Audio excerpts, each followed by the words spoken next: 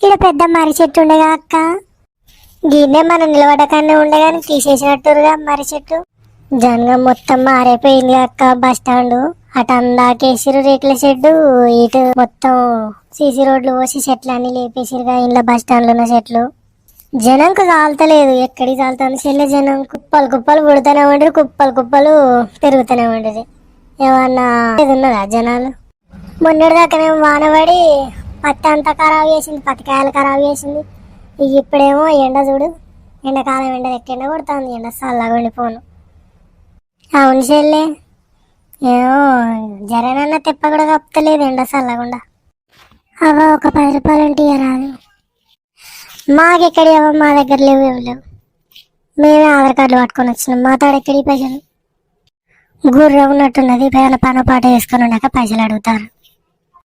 ఏ కాలు రెక్కలు మంచిగా ఉన్న వాళ్ళు పైసలు అడుకుంటారు. ఏ పాపం కాలు రెక్కలు లేని వాళ్ళకి ఇద్దామంటే ఇవ్వకుంటే దొంగ ముండలు. ఏం పుట్టింది అక్క? ఏదైనా ఇళ్ళ పని ఏదైనా చేసుకోరండి జనగామైనా ఎక్కడెక్కడో వచ్చి బతారు. అడక తినడు నీ అడక తినడు కాలిపోను. దాన్ని చూడకపోతే మంచిగా ఉన్నది, తెల్లనెత్తి కాగానే ముసలి అనుకొని అడుకుంటాగా ఏమో. అంతే చెల్లె, ఈ అడుక్కున్నాడు మారదు మన దేశంలో. భారీగల్లా దొరసానులే, ఎంగిల్ చేత కాకి కొట్టని మొక్కలు. ఏమిటికి వచ్చిరే? పుణ్యానికి బతకనికి వచ్చిరా ఆధార్ కార్డు పట్టుకొని? మనమే దేబుచ్చామన్నట్టు బతున్నాం, వీళ్ళకే నుంచి తెచ్చేద్దాం. ముసల్లాన ఏమో అంటున్నావు?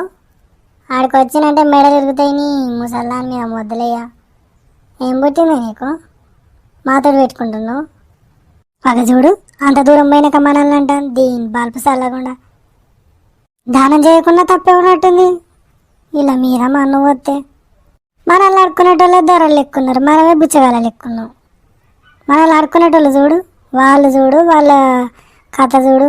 మనకేముంది? మనకు పొద్దాకా కొట్టుకున్న 1000 రూపాయలు కూడా రావు. ఎక్కడ దక్క 300 కూడా రానే రావు. నాటైపోతే 300 వీళ్ళ మీద మన వస్తే మంది గండన బత్తారు వీళ్ళు.